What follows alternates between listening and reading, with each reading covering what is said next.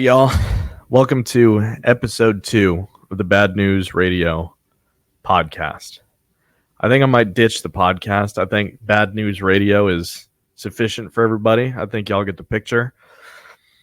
Sorry about the whirring in the background. It's about 100 degrees here in Texas, and so I need to stay cool, as we all know. I just got back from a little trip to Southeast Asia. I was in Vietnam for 2 weeks and my first time in Thailand for another week. I'll tell you, it's good to be back. It's the 4th of July, so happy 4th of July, everybody. God bless America. Happy birthday to this great nation. I can't tell you how pleased I was to be back on American soil after such a long trip.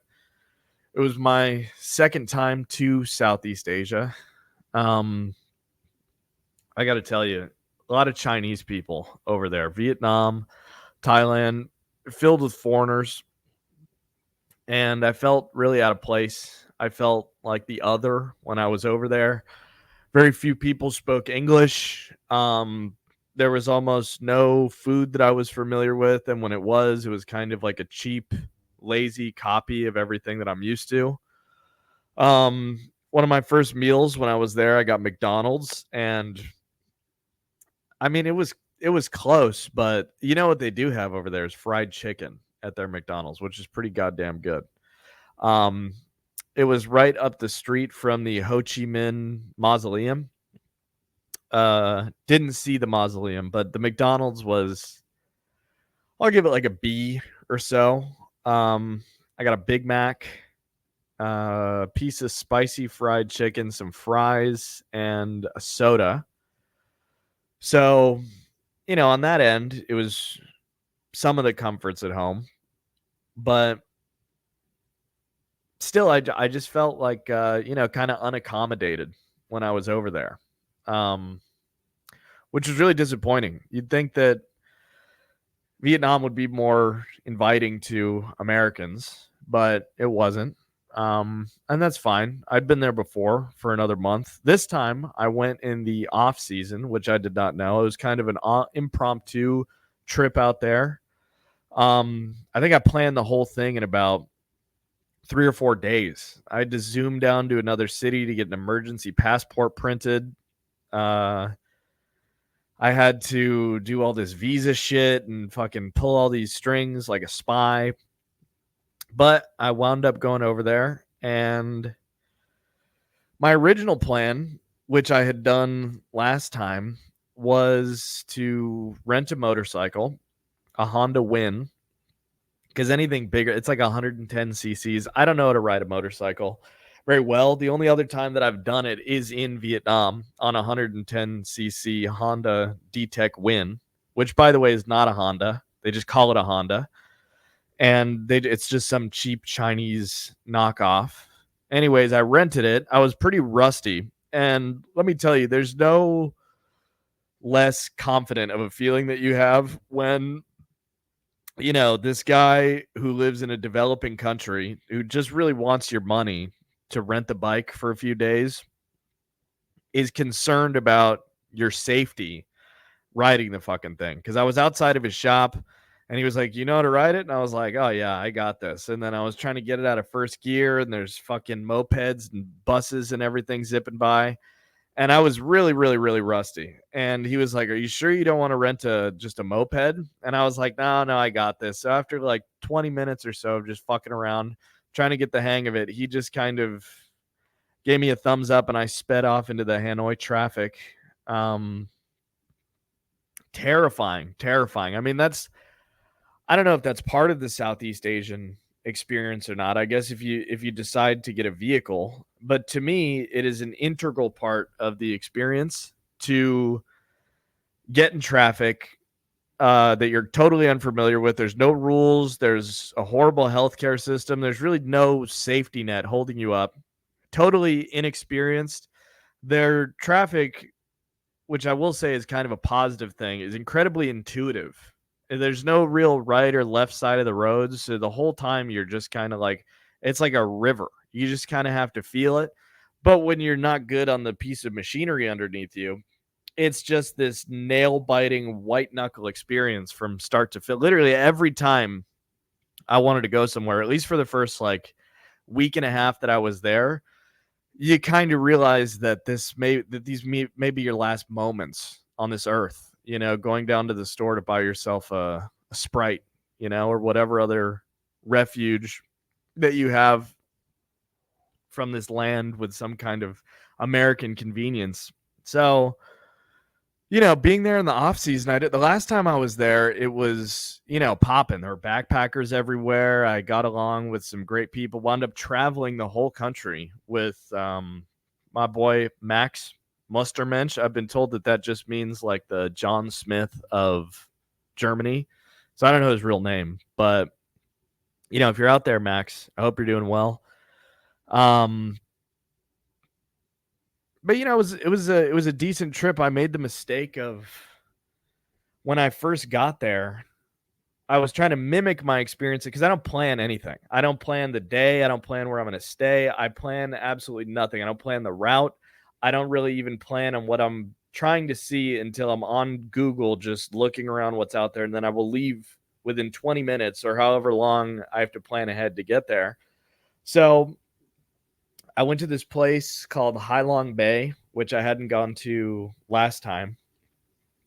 It's kind of the most touristy destination. And, you know, joking aside about Vietnam, it is a little hard to get around. There's not that many good translations. Even the maps are kind of, you know, they'll have English Vietnamese names that are in Vietnamese, but it's not the actual Vietnamese text, you know, with the little accent marks and shit to actually find places. So I wound up, it's not that far. I was in Hanoi, and Hai Long Bay was like maybe 2 or 3 hours at the most. It turned into like a 4 day ordeal. And it's funny because the whole time I was like, this is not what Vietnam is for most people coming here. And it's not, I'm not trying to say that I was in the real Vietnam or that I was out in like, you know, out in some far flung village, which I've seen some of those, and it is interesting, and that does exist, and I've been there before, and it's not totally touristy. But what I wound up doing was following the super shoddy Google Maps. Everything on those goddamn motorcycles takes 3 times as long as the Apple Map says because I don't know where the fuck I'm going. I'm bad at riding the motorcycle. I have to pull over every 20 minutes to make sure that I haven't taken a wrong turn or missed a turn or something like that. So I wound up, you know, getting sidetracked. There was like a fucking expressway that motorcycles weren't allowed on that would have like cut my trip down. And then the whole time, Hai Long Bay is a vaporous term that I think that they keep secret on purpose because the whole destination is totally owned and operated by booze cruises and shit like that. And so Hai Long Bay is less of a destination that you reach than it is a place that other companies will accommodate you to visit somehow. And I couldn't figure this out. I'd like, because a lot of the hostels and a lot of like the big party destinations, which I'm not that into, but I wanted to check it out. You know, they'll advertise these like big crazy island parties. And then you look it up and you know, it's like an archipelago of like a million islands. So you don't know which fucking one is which. Long story short, I wound up just getting sidetracked for about 4 days where I wound up in these just like nondescript. I wound up in this place called Hai Phong, which is a place in Vietnam that no tourists go. It's just an industrial hub. I was riding my motorcycle around looking for a ferry to an island that I thought was this and that. And I wound up at these docks, like the Port of Long Beach kind of thing, where it was just like these massive semi trucks. I was there for about 4 hours just melting in the sun, trying to figure out how to reach a ferry to a destination that I wasn't sure was correct or not. And Christ almighty, I mean, I would just wound up staying in these like deserted, kind of creepy hotels. They were nice, you know, it's like $12 for like a legit nice hotel room all to myself, but no one around. But the solitude was, you know, it's kind of solitude, but again, it's not like I'm out bivouacking somewhere. I'm just in a fucking hotel room connecting to my Netflix. But for a little while there, I was a little bit eager to connect with people and to, kind of melt into some kind of situation. But I knew that I wasn't trying to force it because I'm a bit of a wallflower, if you catch my drift. I'm a very slow burn when it comes to having any kind of fun. And then when I do get to know people, I just like to sit and chat. I'll get a little crazy every now and then, but even then I like to kind of have one-on-ones with people, or really talk about something, whatever the hell that means. So eventually I made it onto a booze cruise via a place called Catba Island. And the booze cruise that I was on was a very interesting mix of people. The whole ship had been kind of bisected by two distinct personality types. It was a bunch of British tarts on one hand, with their faces all, with makeup and everything. And they were joined by a group of incredibly rowdy Australian kickboxers and tradies and shit. And it was just this, wild peacocking fest on that side of the boat. I mean, it was the type of, it was just lad behavior, something that I've, kind of reasonably taken part in, but never really delved fully into, just like doing backflips off of shit and just like crashing into things and just fucking around and just like butting right up to the point of like chaos and being told to stop. And I don't really understand that. I don't look down on it necessarily, but now that I'm 50 years old and I see people acting that way, I have always felt like kind of an outsider to just any big groups of people. I've never really fully understood how to melt into. I think in a weird contrary way, even though I am a wallflower, I like to find my way into like kind of the center of something without all the fucking, without all the fireworks and the theatrics and stuff like that. And I kind of vacillate back and forth between being incredibly ashamed and just being like, oh my God, these guys are so fucking cool and they're all crazy. Why can't I be crazy and fucking let loose like that? Look at that. Look at this, the center of attention. And then, between that and the 50-year-old me being like, oh, these young gentlemen are, this is like a mating ritual.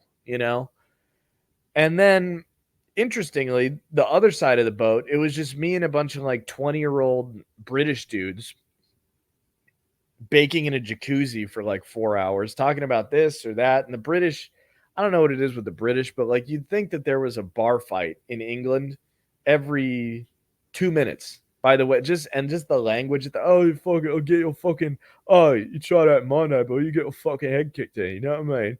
Oh yeah, just get a couple of that would never work in England. You just get a couple of jolly Englishmen out there and give them a good knock to the head during the halftime show of the Super Bowl. We couldn't do music there, and this is coming from like some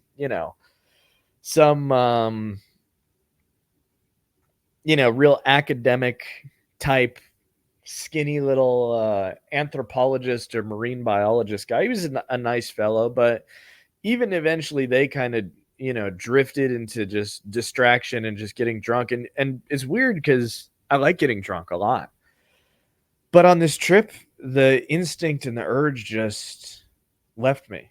I don't know what it was, but there was a certain point where, I was sitting in the jacuzzi and then there was a deck on top of us with like a little railing or something up there. And I was sitting there and one of these rowdy guys from the other group, from the other half of the boat, was like, "Oi, I'm gonna fucking jump in there." And I was like, "Don't do that. You're gonna break your legs." And then he comes marching down the stairs and he goes, "You guys are fucking boring." But it's like, this guy definitely would have broken his leg we definitely would have had to turn the whole boat around. I mean, I don't even, maybe he didn't even want to do it. Maybe that's part of it. Maybe that's part of that whole dance, is suggesting something so ludicrous that you figure that somebody will stop you. And eventually, I eventually, I got off the boat. It was fine. And I took a speedboat back with that group of people I really hadn't talked to up to that point. And, for all of my kind of sociological watching of this situation, I heard them talking and they were like, "Oh, did you get laid?" Fucking, it was just this great, all the dangly ear, just everybody's so fucking cool. Everybody's got the fucking haircut and the tattoos and just the fucking attitude. And it's funny because there also was a distinct hierarchy among them. It was like these two really wild boys, and then a couple of hangers on, and then a couple of people who were trying to be wild party guys, but they were kind of shiny eyed, like in the background. All of them, relative strangers in the grand scheme of things to each other. And they're starting, "Oh, did you get fucking laid?" And "Oh, he got fucking laid." One guy from the whole group of all this nonsense got laid with this just, the tardiest, just shallow. And he was showing everybody a video of him like fucking her in the bathroom and all this stuff. And then I heard them going like, "Oh, you fucked it. Oh, you wound up fucking her. Oh, she kissed me, and then she fucking kissed you, and then she fucking and then she fucking kissed him, and then she was dancing with me. Oh, then you wound up fucking her." And then he was like, "Yeah, I fucked it," And I was like, there was a time where I would have been, I don't know, looking up to, maybe not looking up to, but just like, whoa, like this guy got laid on this boat, Not that I know that those kinds of things can't happen, or that I haven't experienced certain things like that myself, but just the whole vibe of it, I would have been like, whoa, dude, these fucking wild guys. And then seeing the shit up close and seeing how this one particular woman got passed around from, option to option. And then I don't know if she chose this fella or she, landed there at some point of convenience in the night and then wound up, on all fours in a bathroom somewhere. But I couldn't help but think, like whatever instincts that I have towards romance and thinking about those kinds of things, it's like if that's what is kind of at like the pinnacle of what, I don't know, the club kind of Levi commercial, fucking running with sparklers and doing backflips and skateboarding and two people fucking holding hands and fucking having a moment for the evening, if this is the reality of what I'm looking at, I was really asking myself, and it's not like some big fucking mystery, this isn't news to anyone. It affected me personally because I feel like I hadn't seen that kind of thing in a while. It just depressed me. That's all fine and dandy for them. And it is truly, but it was just like, isn't part of the whole dance of the thing kind of being like, chosen or selected, or having your personality come into play with, but just the way that it seemed to be this like more or less a game of like alcohol induced musical chairs of who was going to be inside of whom, and that's what time are we at? This is my fucking, it's hard doing this by yourself. That it's really fucking hard. 20 minutes. But yeah, I was just sitting there and I was like, and I don't think that I'm some fucking highfalutin moralist out there in the world pointing fingers at people, pointing fingers at pre-marriage. It's just I don't know. I guess I'm just like kind of romantic, but I don't think that's just it. I mean, I think that we can all agree that that kind of thing is kind of gross. I guess it's like the Jersey Shore thing, I don't think I'm the first person to vicariously watch something like that for fun, but I don't know. And then it was also one of those things where I was feeling weird. And that was part of the reason why I went on this trip. God, look at my hair. That new haircut. Like I'm in motion. Um yeah, I was feeling weird. And so the whole time also with this kind of duality in my own mind, half the time I think like, man, I am just the most unique, cool, potential filled chap who you'll ever run your lucky eyes across, you know? And I have this kind of like ego about myself that soothes some of my, disappointments or um lack of initiative at certain times. And then on the other side of that, I have this other piece of me I'm like, am I truly not interested in approaching this group of people over here? And that's why I'm not doing it, because I've worn many hats in my life, Um I am a bit jealous of people. One hat that I cannot wear, but I love people who are like this. One of my great friends, shout out to Reef, New Zealand. Where is he at? Tuatapere, bro. Uh he's just like he's a conductor, he's a composer of social situations. He's the kind of person who could just, it's your fucking birthday. It's a bad Kiwi. It's your birthday. No, no. Oh, it's your birthday. Is I can't Kiwi. It's hard to do. It's your fucking birthday. Oh, come here, give us a drink. Oh, you two, you guys got to come over here. Oh, never been able to do that, but it's beautiful to watch. And yeah, so the whole time I'm sitting there thinking like, whose choice is this?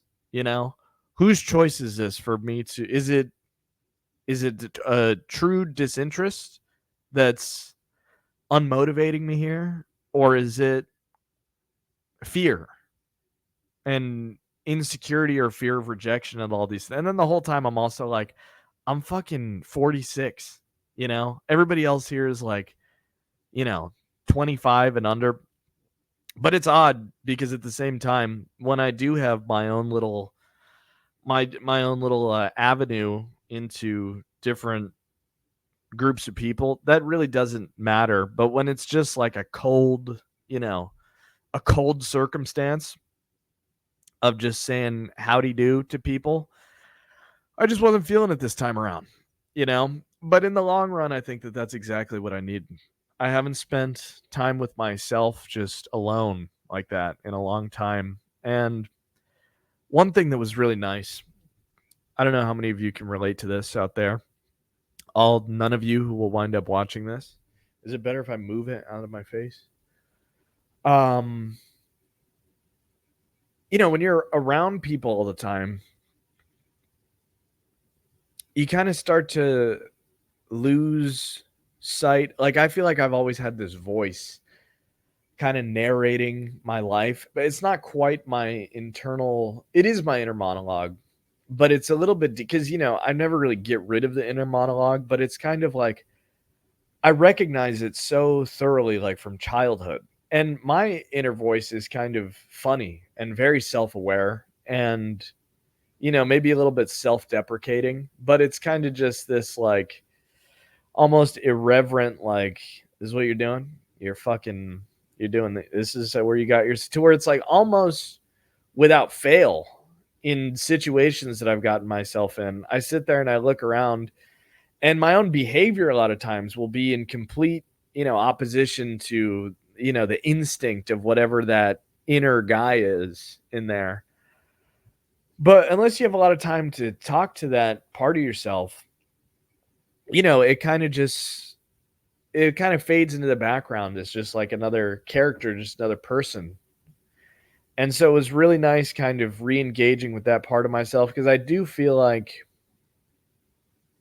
with that, anything can happen to me and I will be relatively okay. I mean, if I finish this podcast here and go and I'm trapped under a bus in the next hour or so, and I'm sitting there and, my legs are crushed and the bus is the only thing holding me together, I think I'll have like a pretty good sense of humor about it. in the moments like, right before I perish, of just being like, you got hit by a bus. That's crazy. I don't know exactly what I would say, but I do think that there's a huge sense of peace in that I was able to kind of get in contact with again. And so that was very nice. Riding the motorcycle, being on the edge of your fucking seat, kind of riding this line between life and death with just all of the risk factors of inexperience and, sketchy ass driving and all that shit. I mean, it's a form of meditation or head clearing activities, whatever you want to call it. You're just fully engaged. So I went from there and I was like, fuck that. I'm not riding this motorcycle 2 places anymore. Because in Vietnam, it's very easy. You can just pay somebody, they'll strap your motorcycle to like 2,000 pigeons and send it off to your destination for you for like $30. So I did that, wound up in a place called Sapa in the mountains. Um, the rest of it was, I don't want to say it was uneventful, but traveling is like, the commodity of like the sweeping landscape or the star-studded night or like the lighted skyline or the festooned bar or whatever is kind of worn off to me. It just, the magic wasn't really there for me, but not in a bad way. It was just like, yeah, you know, you'll see, I wonder about my ability to be really like astonished in like from purely travel, because it is even, I don't know if you even really need to, it's all social, you know, the whole world is social for me. It colors almost everything that I do. I'm pretty extroverted, but it's like beyond that, it gets all the way down into me. So, I mean, if I had run into some wonderful people and I was looking at that same thing, I think it would have been a little bit like it would have stuck a little bit more. I'm not being cynical. It was very enjoyable. Um but yeah, pretty mountains and all that kind of shit. It was great. I went, and then after that I went down to one of the most interesting things were kind of the in between accidental places in like the transit areas that were, waiting around for a bus or like, the neighborhoods where I didn't have anything and just kind of wandering around and see how people really live. Even that's not like, whoa, fuck, but it is kind of humbling, I guess, or just an interesting way to put things in perspective because they're still out there right now. That's one thing that always crosses my mind of all these places that I've been, you know, everywhere that I've been, there's still out there. There's somebody, what time is it? I don't know. But there's somebody out there in Vietnam right now burning trash outside of their little convenience store shop in any random city selling Coca-Colas for $1. And they're just sitting there smoking cigarettes all day long and it's hot and they sleep on like a little cot in the back of the shop and their family comes over and they all eat a bunch of pho, whatever the fuck it is. Disgusting. Um, and that's what it is. And are they happier? I don't know. Probably not urban people. I mean, these are just kind of, the cliched questions of a Western traveler when are they happier than us? Is the simpler life? I don't know. But spent the rest of the week down in Hoi An. Did meet, a handful of pretty cool people. Did some training out there. Um, just fucking around, you know. And then I decided to go to Thailand, which I'd never been to before. Spent a couple days in a place called Phuket, filled with Russians with lip injections. You know, I thought that Russians, I thought that there was something to, at least I'm sure there is, But I thought that there was at least something to this, Eastern European new Christendom mythology of like this, chaste. They are well educated, I think, statistically. They're pretty they're pretty good. But, this whole thing about it being the new center of moralism in the world. The whole fucking, I don't know if Duganist is the right word, but just all the pro European or all the pro Russian stuff that's come out in like the Orthodox Church. And I've got some amigos who are balls deep into that, and that's cool, you know. But I would say that all the Russians that I saw were all wearing well, I don't know about wearing, but all the women had lip injections. They were all just kind of like, and all the dudes had that kind of like sloping, like kind of just that look on their face. They had that weird white trash, like bangs haircut with like a chain. And they all just had this like kind of surface level feeling about it. They were just like, oh, like just roving, man, I really don't want to say something that's going to sound, Slavophobic or whatever it is, because I don't care.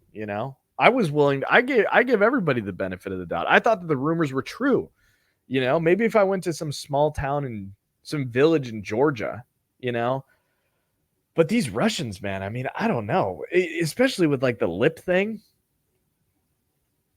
I just, I don't see how that's compatible with the rest of the kind of lore that I'm supposed to believe about this place being like this new moral center of Christianity or something like that. It's just kind of weird. No judgment, I guess. I think lip injections make you look like shit. Because they're beautiful people. And I'm pretty sure Russian women statistically, they've got the heavies. I think it's them and the Ashkenazi, shout out. Kind of ironic, I guess. But they're all set. So the lip injections just kind of vain to me, as I fucking glance at myself at the camera every fucking 2 seconds. It's just interesting, but what was I gonna say? Fucking, oh, so Phuket, they've got this place there called Bangla Road, and it's like, I've never been to Las Vegas, but I'd imagine that it feels a lot like Las Vegas feels, or how 6th Street here in Austin feels. Just, at the right time, just pure energy, just lights and fucking all that shit. And just people fucking everywhere, bar fronts and fucking just strobe lights. And it's like a real, dare I use the term, vibe, but it is. There's energy there, but there's whores and ladyboys. It's just, this is again no secret, but just seeing it up close, seeing just like the open, bold-faced prostitution in that country was pretty grim. I got mistaken for a Jewish person, some guy. I was going to the ATM and he was like, "You part of the tribe?" And I was like, "What?" And he was like, "The tribe." And I was like, I don't know what you're doing. And he was like, what religion were you raised? And I was like, Protestant. And then he just walked away. So I don't know if I don't know what he would have done for me. But, I guess I'm not so lucky. Anyways, it was fucking weird walking up and down that street. I went there a couple times. It kind of wore off eventually. There's just hawkers with these big laminated things, waving them in your face for every fucking thing that you could want. Somebody did recommend that I go to a ping pong show, which, maybe you can guess what that is. The finale of the show, I didn't realize that there would even be like an arc, but the finale of the show is that a woman shoots a ping pong ball out of her pussy. So I go in there, I think it was like $20. There's maybe 6 of us watching. I wasn't even drinking. I was drinking Sprite. And I may have been a little stoned. I don't really remember. But I go in there, and there's these 2 man and a woman, like younger people. They were like decent looking, man and woman, like the most decent looking people in the whole place as performers. And they're doing this like candle tribal seeming dance. They're like melting candles all over each other. And I'm like, what the fuck is this? Like, I didn't pay to watch this erotic tribal horse shit. So they get off stage and then they bring up this crop of like very depressing middle-aged Thai women. And I thought going into something like this that there would be some showmanship or like some, you know, burlesqueness or just maybe some irony, maybe some fun, maybe some fucking energy. There was none.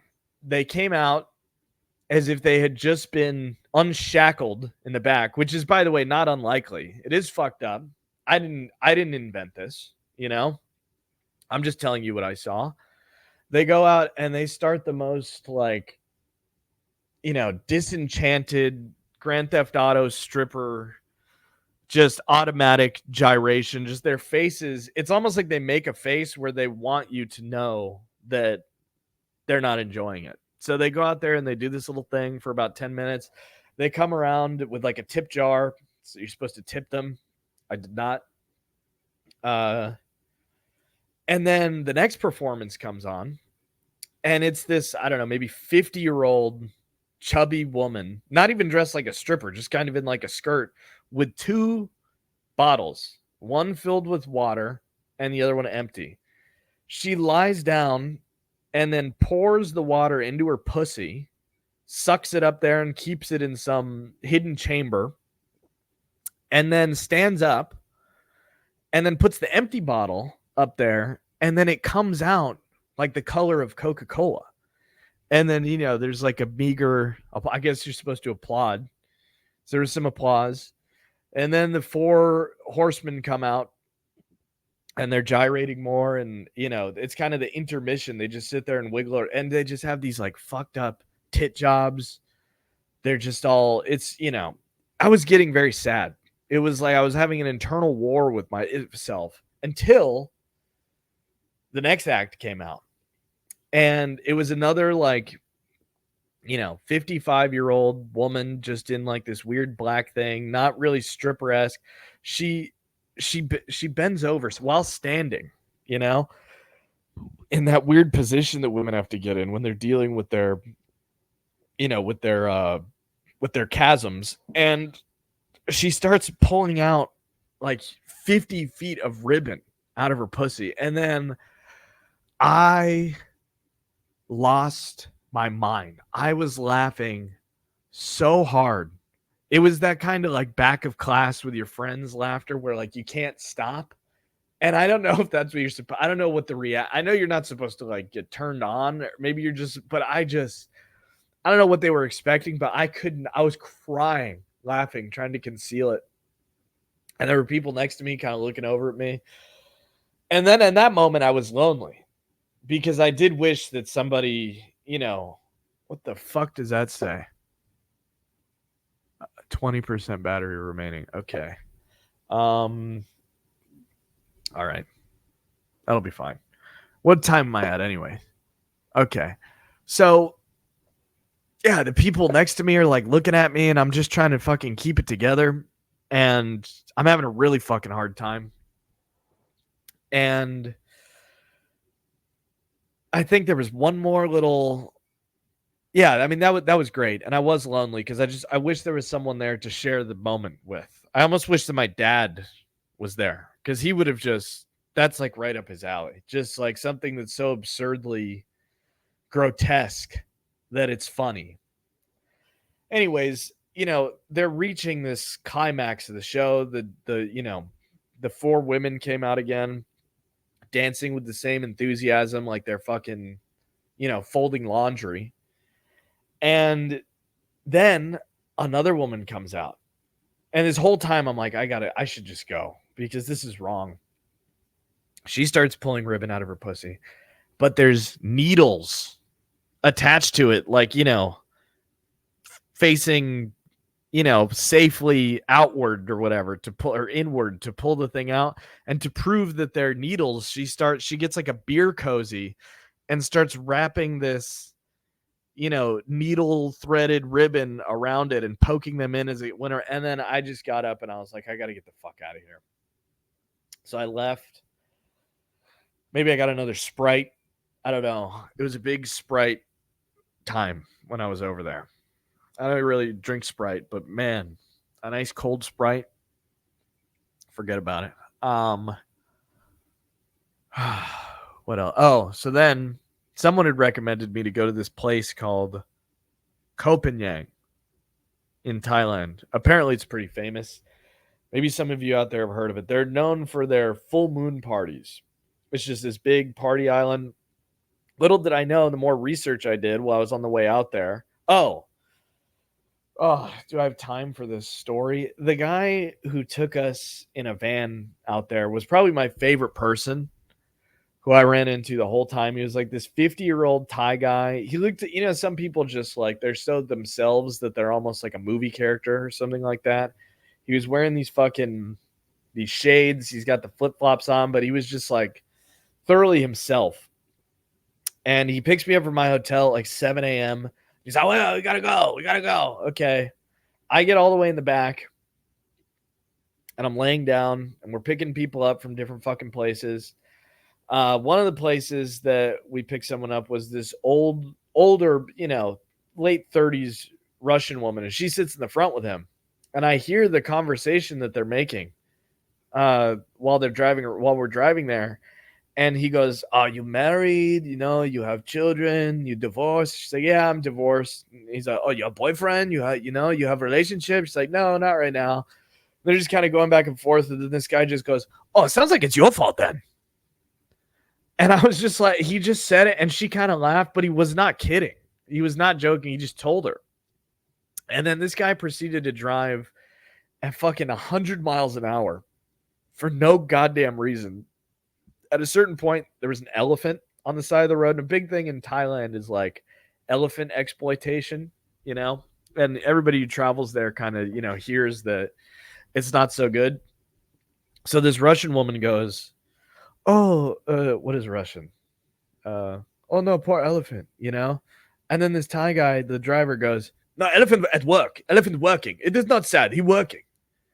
And I was like, well, all right. This guy's got a solid worldview. And can you really say that he's wrong? Horses work, We stop at a bathroom. He goes, 5 minutes. So I get out, take a piss. 5 minutes pass. And he's like, is this other person here? And everybody's like, no. And he's like, we got to go. We got to leave him. They got to find another way there.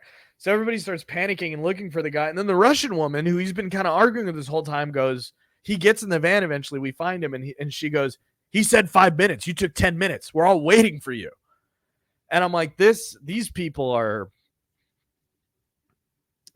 special, So the whole time, I don't know if the suspension was blown out on the back of this old Sprinter van or something, but the roads in Thailand are fucking terrible. So I'm just getting bounced around. Eventually I make it to this island.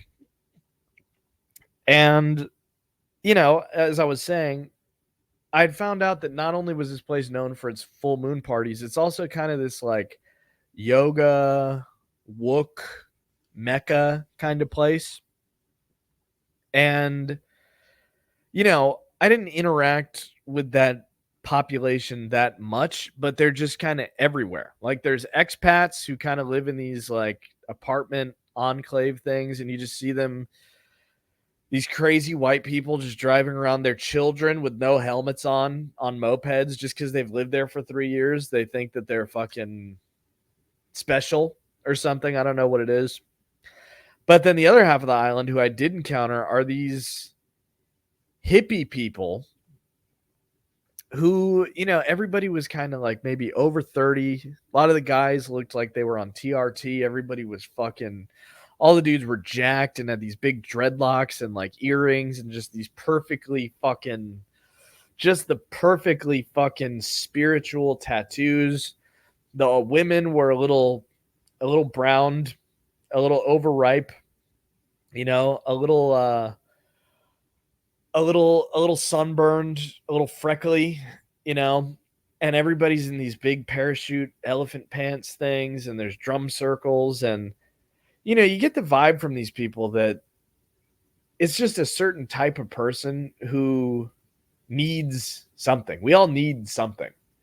And these are the kind of people who are, maybe been divorced a couple times, maybe had a few 5150s under their belt, but never really settled into just being, a citizen of the time or the world that they inhabit, and just kind of being in that, middle of the belt. They always need to be doing something. They need like an outlet or a community to not just share and take part in, but they need to like become a thing for a little while. Oh, I'm a raver, or oh, I'm a fucking I'm a volunteer, or I want to save the trees, or I'm gonna go camp in front of the police station. You know, which I get it all. Everybody needs something to do.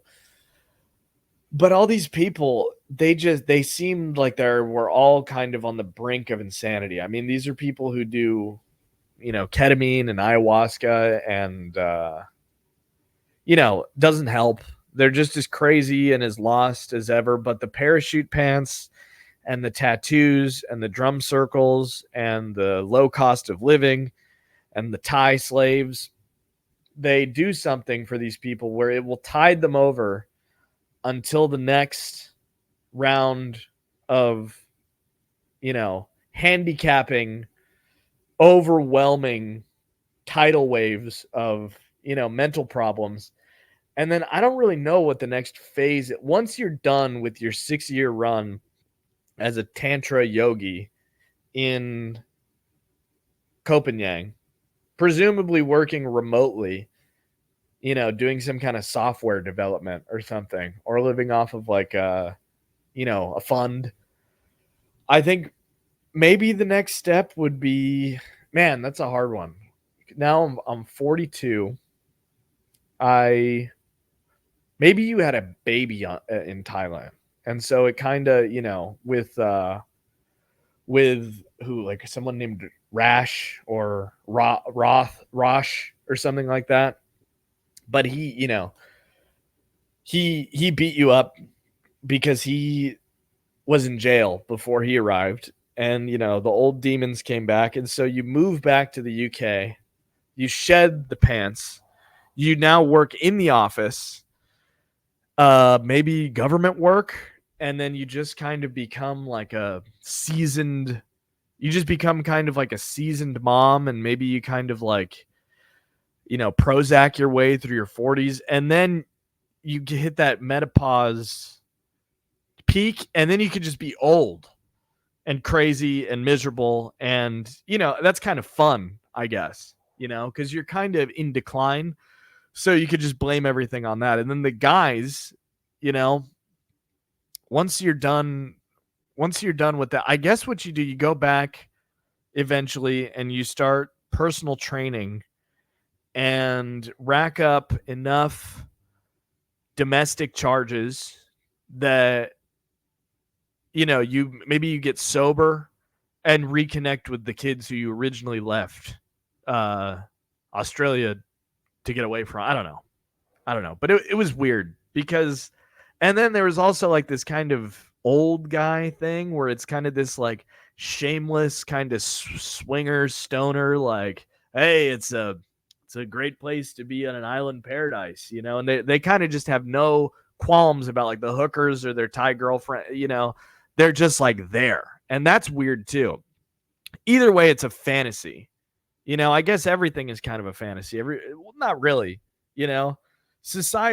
Living in society is different than finding like I don't know, like a weird little sequestered subculture thing where you're literally on an island. And I get it.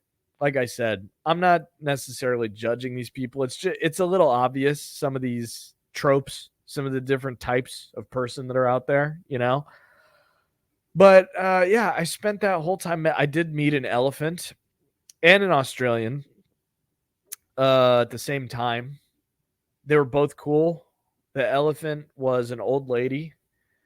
Um, got to touch the elephant. I mean, it was all ethical. It was a rescued elephant, so that's good. Fed it bananas. I made it like elephant sushi or something like that. I mushed up a bunch of balls of shit. What's oh, okay. Yeah. And then the last day that I was in Thailand, I spent pretty much the whole rest of the time on that island just going to beaches, meeting people, partying, fucking doing this, going to one of those parties, which is, by the way, the most wook fucking, what's that called? Ecstatic dance, horse shit. I just sat in the corner and just made conversation, as I do. Not the funnest person out there. I'll have some fun if I'm with fun people, but I don't know. Talked to an Israeli guy. He's like 20 something. And he was like, had this really like positive, oh, yes, this very like starry eyed. And I was trying really hard not to bring anything up. And I was like, where are you from in Israel? And he's like, oh, somewhere. And I was like, oh, that's awesome, man. He was like, yes, today is a great day. They have freed 4 hostages. Everyone is so happy, overjoyed in country. And then later on, I see it was like, Israel killed like 700 people. And I'm not making a statement about it. It was just kind of funny that there was this wonderful day, little creepy. But yeah, rode another motorcycle around that I was kind of afraid of because it was a bigger motorcycle. Again, the people didn't want to rent it to me when I was there. They were like, are you sure you're going to be okay? We just don't want you to get hurt. That's what they said to me. So yeah, all in all, I mean, it was an interesting time, and I had a lot of plans, and I had a lot of ideas for when I came back. Started to put some of them into practice. I did try to maintain, there's an Asianness, there's a Southeast Asianness, there's a travelingness that you get when you're just out and about. That's a little intoxicating because you're just totally self-reliant, totally independent, totally this and that. And there are no consequences because you don't have to worry, no responsibilities, I should say. And that's kind of the ugliness of the reality of travel. When you see it online and all these things, the truth of the matter is you should do it. At any age, you should do it, especially if you're young. You should do it. But the reality is, in terms of like a real tangible thing that you should make part of your identity, I don't really think that traveling is it. I guess if some people are like fucking hardcore like that, you really go, I think you have to work. It's like Moby Dick in the beginning when he's talking about how he needs to go to sea as like a worker and not as a passenger, because it's not it just changes it. So if you were like that Forrest Galante guy and you've been traveling and like you're really like you're trying to find some rare albino alligator or something out somewhere, that's you got a reason, you got something to bring home with you. If you just, even if you're doing the nomad thing, it's cool and everything, but it's just like anything else. Don't put the elephant pants on, figuratively or metaphorically. Maybe that's my own pompousness, my own unrealistic kind of pretentiousness, but I feel like it's kind of wholly anti-pretentious, because it's like, what did you do? You got $3,000 together and you went to Morocco and you fucking smoked a hookah and you did, what am I at? 10% on the camera. Okay. And I'm almost at an hour. I'm trying to get to an hour, but it's like, yeah, what you did this. What did I do? I'm telling this story because it's amusing and it was a transformative and kind of, interesting thing that I happened to pay for myself. But anybody, the lamest, most squarest person with nothing else. And this is part of the niceness of it. It's an available experience to everybody. But that's also on the other side of it, there's no work involved, and I'll be the first to tell you, I'm not the most fiery, person when it comes to just trying to go accomplish things for the sake of it. But we should be honest about that, you know? And all the social media about the this or the that, and going to Greece and seeing the amazing, and I hung out with the Hmong people. Actually, the Hmong people are very sweet. I did hang out with the Hmong people because I'm just so fucking cool. But really, yeah, just something to keep in mind. Don't be a dick about shit. There's no need for that. Because it's really, you get $5,000, $3,000, $2,000, you can kind of just do it. You can go. There's a moxie, I guess. There's a will, but the same could go for arson or something like that. But there's no steps in between, is what I'm saying. Like if you want to, anybody could go set a fire. Anybody could go to Vietnam. Anybody could,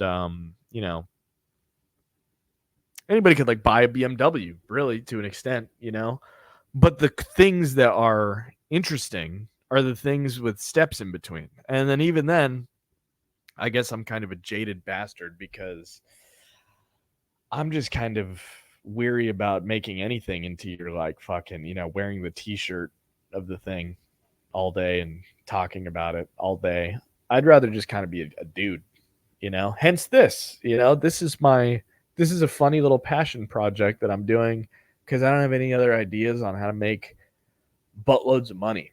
So I'm going to be upfront with you guys. That's my goal with this. Whoever's listening to this, spread the word, make me rich, make me famous. Okay. I'll keep doing it either way. But that's the ultimate goal. Can I be honest with you? That's the goal. That's the fucking goal. Obviously. God, why does anybody do anything? I'm really asking. My camera's dying out here. So, this last point may be a little bit rushed, but I'm jealous. I'll save that for the next one. How about that? I think this is a pretty good place to stop. 57 minutes. Hey, Bad News Radio podcast for now. Tune in, check it out. I'll be back next episode. Thank you.